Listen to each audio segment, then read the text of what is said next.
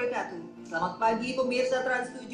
Hasanah Ensiklopedia Islam Dunia pagi ini kembali hadir ke hadapan Anda untuk berbagi informasi Islami. Semoga menginspirasi dan menjadi motivasi aktivitas Anda hari ini. Ada beberapa binatang yang tidak boleh dibunuh, yaitu hewan yang tidak bertabiat buruk dan dagingnya tidak boleh dimakan. Di antaranya adalah semut, lebah, burung hudhud, dan burung surot. Abdullah bin Abbas radhiyallahu anhu pernah berkata, sesungguhnya Nabi Shallallahu Alaihi Wasallam melarang membunuh 4 jenis hewan, yaitu semut, lebah, burung hudhud atau burung pelatuk, dan surot. Hadis riwayat Abu Daud, Ibnu Majah. Semut adalah bala tentara Allah Subhanahu wa taala. Abu Zuhair An-Numairi radhiyallahu anhu menuturkan bahwa Rasulullah Shallallahu alaihi wasallam pernah bersabda, "Janganlah kalian membunuh semut, karena semut itu salah satu bala tentara Allah yang terbesar." Al-Quran juga dituturkan, hingga ketika mereka sampai di lembah semut, berkatalah seekor semut, "Wahai semut-semut, masuklah ke dalam sarang-sarangmu, agar kamu tidak diinjak oleh Sulaiman dan bala tentaranya, sedangkan mereka tidak menyadari." Quran Surat An-Naml ayat 18. Masalahnya adalah apakah larangan membunuh semut di sini berlaku untuk semua jenis semut, mengingat beberapa jenis semut ada yang mengganggu dan menyerang manusia. Menurut Hatabi dan Baghawi, tidak semua jenis semut boleh dibunuh.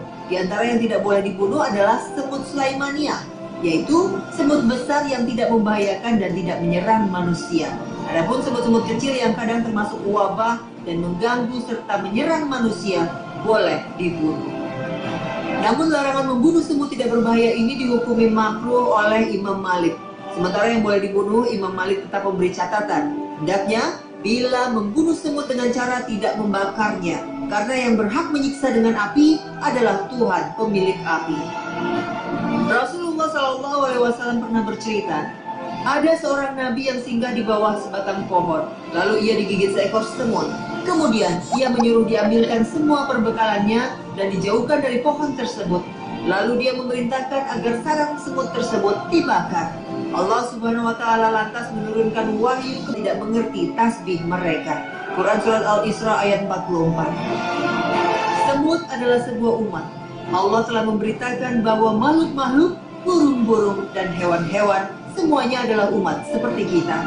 Dan tiadalah binatang-binatang yang ada di bumi dan burung-burung yang terbang dengan kedua sayapnya, melainkan umat-umat juga seperti kamu. Quran Surat Al-An'am ayat 38. Terkait dengan lebah, kebanyakan ulama mengatakan hukum lebah sama dengan semut, tidak boleh dibunuh dan tidak boleh dimakan. Namun para ulama menerangkan bahwa larangan membunuh lebah karena menghasilkan madu yang berguna bagi manusia. Allah Subhanahu wa taala berfirman, dari perut lebah itu keluar minuman yang bermacam-macam warnanya. Di dalamnya terdapat obat menyembuhkan bagi manusia. Sesungguhnya pada yang demikian itu benar-benar terdapat tanda kebesaran Tuhan bagi hudhud, sejenis burung pelatuk, burung yang pernah berdialog dengan Nabi Sulaiman alaihissalam dan merupakan utusan beliau untuk menyampaikan surat kepada Ratu Bilqis. Allah Subhanahu wa taala berfirman, maka tidak lama kemudian datanglah hudhud, lalu ia berkata, aku telah mengetahui sesuatu yang kamu belum mengetahuinya, dan kubawa kepadamu dari negeri Sabah suatu berita penting yang diyakini. Sesungguhnya aku menjumpai seorang wanita yang memerintah mereka, dan dia dianugerahi segala sesuatu, serta mempunyai singgasana yang besar. Quran Surat An-Naml ayat 22 hingga 23. Burung lain yang tidak boleh dibunuh adalah burung surot. Burung ini memiliki ciri-ciri kepalanya besar, perutnya putih, punggungnya hijau, dan konon biasa memangsa burung pipit dan katak. Mengapa burung-burung ini tidak boleh dibunuh? Imam Tirmizi rahimahullah berkata, alasan burung surot tidak boleh dibunuh adalah karena daging hewan tersebut haram untuk dimakan. Begitu juga burung hudhud dan semacamnya. Selain binatang-binatang itu, Nabi Shallallahu Alaihi Wasallam juga melarang membunuh kodok dan kakak karena suaranya adalah tasbih. Sebagaimana juga melarang membunuh kelelawar karena memiliki kemauan kuat untuk membela kaum mukmin.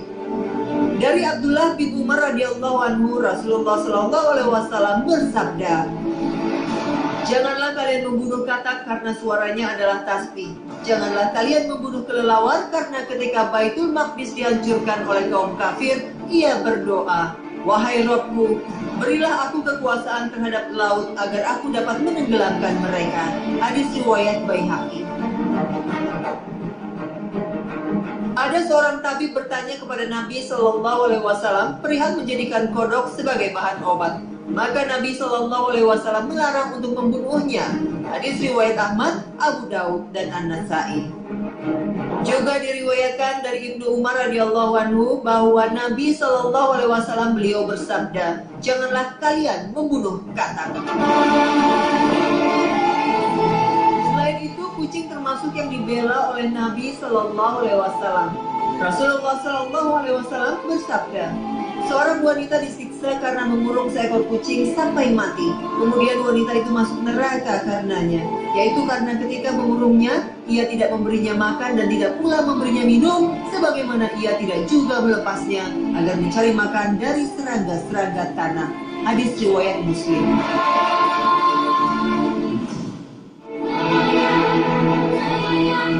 Islam memerintahkan kita untuk bersikap baik kepada segala sesuatu, termasuk kepada binatang. Bahkan ketika kita menyembelihnya atau membunuhnya, Islam memerintahkan agar kita melakukan dengan sebaik mungkin. Pisau harus diasah setajam mungkin agar binatang ini cepat mati dan tidak menderita.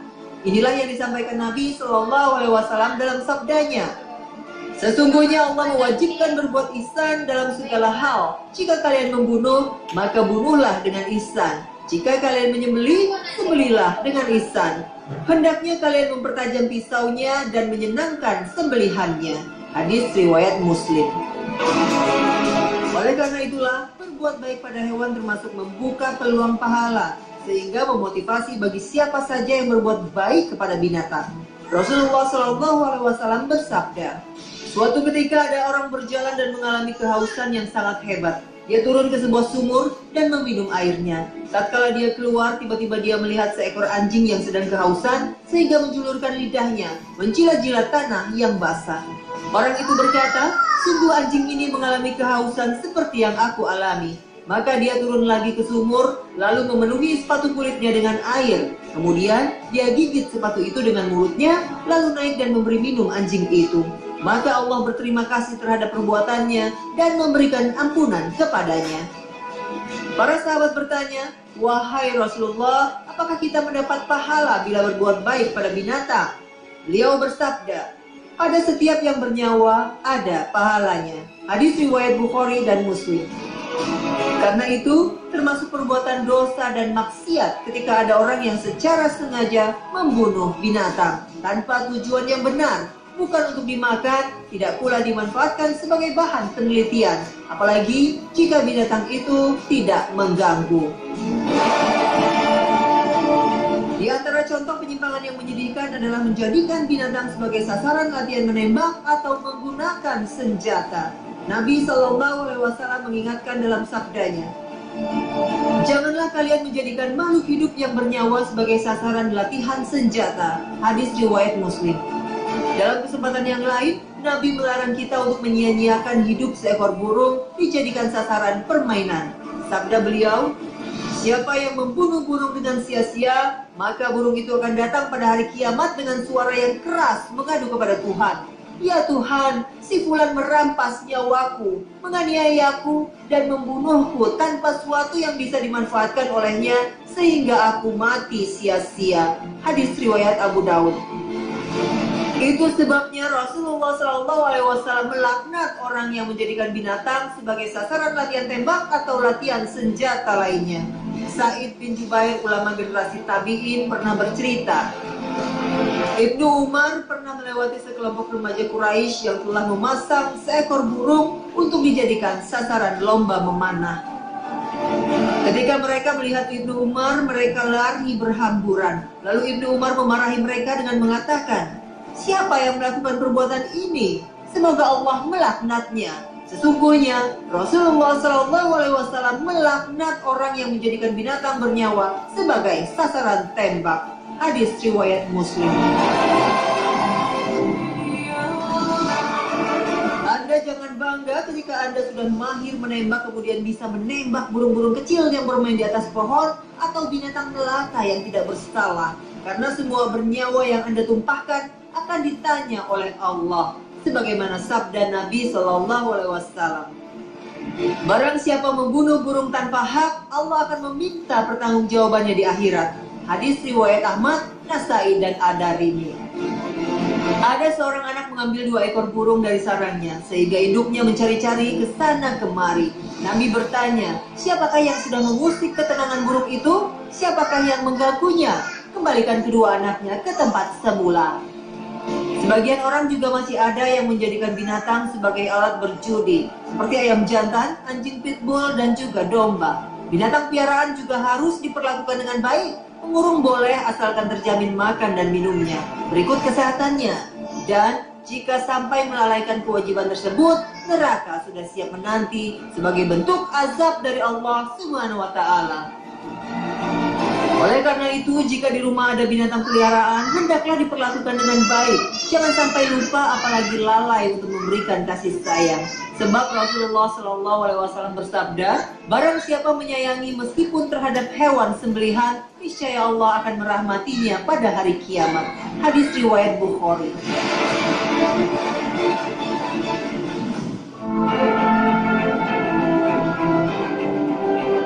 Hewan sama halnya seperti manusia, harus dihormati dan dipenuhi hak-haknya. Binatang membutuhkan asupan makanan dan minuman layak konsumsi agar dapat hidup dengan baik. Nabi SAW bersabda, bila kamu melakukan perjalanan di tanah subur, maka berilah binatang tunggangan itu haknya. Bila kamu melakukan perjalanan di bumi yang tandus, maka percepatlah perjalanannya. Hadis riwayat Bazzar. Jika seseorang melakukan perjalanan dengan mengendarai hewan kemudian melewati tanah yang subur dan banyak rumputnya, maka hendaknya dia memberi hak kepada tunggangannya untuk merumput dari tumbuhan yang ada di tempat itu. Namun, bila melewati tempat yang tandus sementara dia tidak membawa pakan serta tidak menemukan pakan di jalan, hendaknya dia mempercepat perjalanan agar dia sampai tujuan sebelum binatang itu kelelahan. Pemilik binatang wajib memberi makan dan minum yang cukup kepada binatang piaraannya. Jika dia tidak mau memberinya, maka pemerintah berhak memaksanya untuk memberi. Bila dia tetap menolak atau sudah tidak mampu lagi memberinya makan, maka dia boleh dipaksa untuk menjualnya, menyewakannya, atau menyembelihnya bila binatang tersebut termasuk yang halal dimakan. Selain harus diberi makan dan minum secara cukup, binatang juga tidak boleh diperas tenaganya. Suatu ketika, Nabi SAW melewati sebuah jalan, lalu melihat ada seekor onta yang kurus kering, merana terlilit rasa lapar yang sangat. Melihat kondisi mengenaskan yang dialaminya, Rasul angkat bicara. Takutlah kalian kepada Allah dalam memperlakukan hewan-hewan ini. Tunggangilah ia dengan baik-baik. Makanlah dagingnya juga dengan baik-baik. Hadis riwayat Abu Daud. Dalam kesempatan lain, Nabi SAW pernah masuk pada suatu kebun dari kebun-kebun milik orang Ansor untuk suatu keperluan. Tiba-tiba di sana ada seekor unta. Ketika unta itu melihat Nabi SAW, maka ia datang dan duduk di sisi Nabi SAW dalam keadaan berlinangan air matanya. Nabi SAW bertanya, siapa pemilik unta ini? Maka datang pemiliknya seorang pemuda dari Ansor. Nabi SAW bersabda, tidakkah kamu takut kepada Allah Subhanahu wa Ta'ala dalam memperlakukan binatang yang dijadikan milikmu oleh Allah? Sesungguhnya unta ini mengeluh kepadaku bahwa kamu membuatnya letih dengan banyak bekerja. Hadis riwayat Abu Daud. Kasus serupa juga pernah terjadi pada Umar bin Khattab radhiyallahu anhu saat menjabat sebagai khalifah. Dia pernah melihat seseorang mengangkut barang dengan menggunakan unta melebihi kemampuan unta tersebut. Maka Umar langsung memukul orang tersebut. Beliau menegurnya dengan mengatakan, mengapa kamu membebani untamu melebihi kemampuannya? Hadis riwayat Ibnu Sa'ad. Apa yang